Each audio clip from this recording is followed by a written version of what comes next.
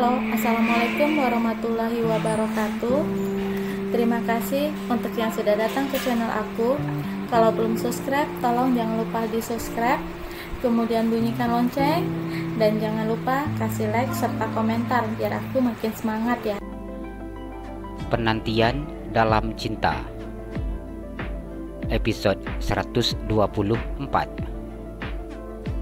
Kebenaran yang disembunyikan. Namanya Nina Lestari. Dia gadis yang sangat cantik. Pada waktu itu, dia baru berusia 16 tahun. Nina bekerja di kantin kampus. Dia orang dari keluarga biasa dan hanya lulusan SMP. Johan diam sejenak. Hatinya terasa perih dan sakit ketika mengingat wajah gadis cantik yang sangat dicintainya. Feni mendengarkan apa yang disampaikan oleh suaminya. Dari tatapan mata Johan, ia mengetahui bahwa suaminya sangat mencintai wanita yang menjadi istri di masa lalunya. Dirinya seakan tidak mampu untuk mendengarkan semua penjelasan dari Johan. Namun ia sudah bertekad untuk tetap mendengarkan setiap kalimat yang keluar dari mulut suaminya, meskipun menyakitkan. Nina anak yatim piatu. Dia hidup berdua dengan neneknya. Neneknya hanya bekerja di pasar, mengupas bawang ataupun bersihkan sayur. Aku tidak mempermasalahkan status yang dimilikinya. Aku begitu sangat tulus mencintainya. Meskipun aku berasal dari keluarga berada dan memiliki pendidikan yang tinggi, aku tetap memutuskan untuk menikah dengannya. Aku yakin Mama dan Papa bisa menerima dia. Namun ternyata hubungan aku ditentang Mama dan Papa. Tubuhnya bergetar ketika menceritakan hal ini kepada istrinya. Rasa sesak selama ini seakan terlepas ketika ia berkata jujur. Aku beritahu tentang Nina dan niat aku untuk menikahinya. Namun rencanaku ditentang Mama dan Papa. Mereka tidak mau menerima Nina karena perbedaan status sosial. Mereka juga tidak ingin memiliki menantu yang tidak berpendidikan. Bagi mereka, Nina adalah sesuatu yang begitu sangat memalukan. Namun aku tetap bertekad untuk menikah dengan Nina. Aku yakin kalau Mama dan Papa akan menerima Nina secara perlahan-lahan. Johan meneteskan air matanya ketika bayangan masa lalunya kembali terbayang di depan matanya. Ia tidak sanggup menutupi rasa cinta dan kerinduannya yang selama ini dipendamnya terhadap Nina. Aku menikah dengan Nina tanpa membawa apapun harta milik Mama dan Papa. Aku siap hidup apa adanya dengan dia. Aku siap memulai semuanya dari nol. Aku yakin aku mampu menafkahi Nina bersama dengan neneknya. Dengan ijazah S1 yang aku punya, aku yakin bisa mendapatkan pekerjaan yang layak.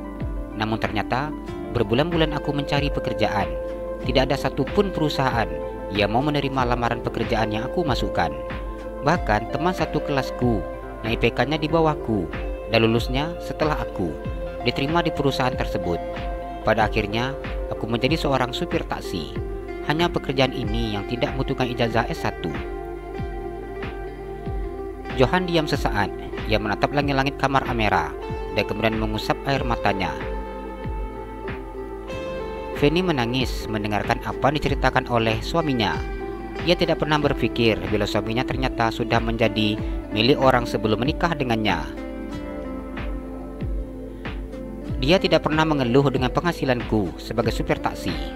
Rasa bahagia semakin lengkap meskipun kami hidup sederhana ketika aku mengetahui Nina hamil. Dia hamil tanpa banyak masalah. Dia begitu sangat tahu diri. Begitu juga dengan anak yang dikandungnya. Ia tidak mengalami mual yang berat dan sebagainya. Neneknya juga sangat menjaganya. Namun tidak lama neneknya meninggal. Baru beberapa minggu neneknya meninggal, taksi yang aku kemudikan diambil orang yang menaiki taksiku di tengah jalan. Pada saat itu, perusahaan meminta aku harus mengembalikan. Bila tidak, aku dilaporkan ke polisi. Johan mengusap air matanya dengan telapak tangannya. Waktu itu, aku sudah tidak punya lagi pilihan lain. Hanya kepada Mama dan Papa aku bisa meminta pertolongan. Dan aku memutuskan untuk kembali ke sini dan meninggalkan Nina. Sesungguhnya aku sangat tidak sanggup meninggalkannya, karena dia yang baru saja kehilangan neneknya. Aku berjanji akan pulang setelah urusanku dengan orang tuaku selesai. Namun semuanya ternyata hanyalah angan-anganku saja. Setelah aku pergi, aku tidak pernah kembali. Aku meninggalkannya dalam keadaan hamil. Bahkan pada saat itu, uang yang aku tinggalkan mungkin hanya cukup untuk kebutuhannya selama 1 bulan. Dan tidak ada uang untuk bayar rumah kontrakan yang kami tempati. Baju hamil yang aku janjikan untuk dia belum sempat aku belikan. Pada waktu itu, bajunya sudah sangat sempit. Mama dan papa mau membantuku bila aku menikah denganmu. Aku menolak waktu itu. Aku katakan kepada mereka bahwa aku lebih milih berurusan dengan polisi daripada harus menikah denganmu. Aku tidak ingin meninggalkan istri dan calon anakku. Namun ternyata mereka begitu sangat egois. Mereka sungguh tidak memikirkan perasaanku. Mereka mengancam akan menghabisi Nina bila aku kembali ke sana. Aku bertekad untuk mengakhiri hidupku. Mungkin mati adalah hal yang terbaik untukku. Namun ternyata Mama dan Papa tidak akan bayar uang taksi dan membuat Nina yang akan masuk ke tahanan. Waktu itu, aku sudah tidak punya pilihan lain. Aku sungguh pusing dan juga stres. Aku tahu mereka tidak sekedar mengancam. Mereka pasti akan melakukan semua yang diucapkannya. Jalan satu-satunya, aku harus menikah denganmu agar Nina dan calon anak kami bisa selamat. Aku sangat malu memiliki orang tua yang tidak memiliki hati. Johan menangis ketika ia meluapkan rasa kecewanya terhadap kedua orang tuanya. Fanny hanya menangis memandang suaminya. Ia tahu bahwa suaminya tidak bersalah dalam hal ini. Suaminya hanya pelaksana dari keegoisan kedua mertuanya. Fanny sangat kasihan melihat Johan. Cukup lama Johan diam dan kembali melanjutkan kisahnya. Aku hanya menurut dengan semua yang diinginkan oleh mereka. Aku menikah denganmu. Aku mengira semua ini akan selesai. Aku berniat untuk menyelesaikan permasalahan-permasalahan aku dengan Nina. Namun ternyata Mama dan Papa tidak ingin aku berjumpa dengan Nina. Mereka tidak mengizinkan aku memberitahu tentang Nina kepadamu. Mereka sungguh sukses membuat aku semakin jauh dengan Nina. Setelah kita menikah, aku dikirim ke London untuk menyelesaikan studiku di sana bersama denganmu. Selama di sana, aku tidak bisa mengabari Nina, dan aku tidak bisa berpisah secara baik-baik dengan Nina. Mama, Papa begitu sangat kejam dan juga tidak memiliki hati dan perasaan. Sampai saat ini, aku tidak pernah bisa memaafkan apa yang telah mereka lakukan terhadap istri dan juga anakku. Mereka membuang semua data tentang Nina, foto, fotokopi KTP dan surat nikah, sehingga aku tidak bisa mencari keberadaannya. Kantor kuat tempat kami terdaftar untuk menikah juga terbakar. Hingga sampai saat ini, aku tidak pernah bertemu dengan Nina. Aku juga tidak pernah berjumpa dengan anakku.